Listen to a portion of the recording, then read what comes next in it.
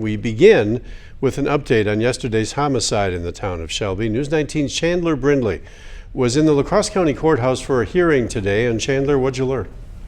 Dave, the La Crosse County Sheriff's Department was called yesterday afternoon after receiving a 911 call to Redwood Court, that being in the town of Shelby. One person was placed in custody for first-degree intentional homicide. Today, Zachary Fritz made a virtual court appearance in front of Judge Scott Horn. Bond was set at $1 million cash as requested by Assistant District Attorney Andrew Burdick.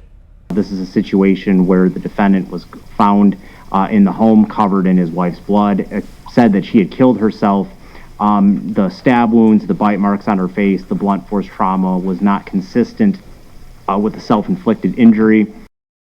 With the nature of the case revolving around Fritz killing his wife, I also spoke with Ann Kapoff, who is the executive director of New Horizons Shelter and Outreach Center, which deals with domestic abuse.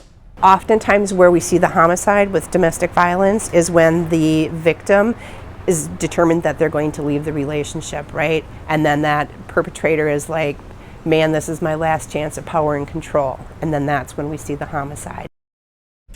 Now, Dave, Fritz has a history of domestic violence. He was charged 8 counts in 2009 for charges related to a domestic abuse, damage to property, and was to comply with mental health treatments. All right, Chandler, thanks very much. Fritz will appear once again in court tomorrow. His initial appearance at 2 p.m. in front of Judge Scott Horn.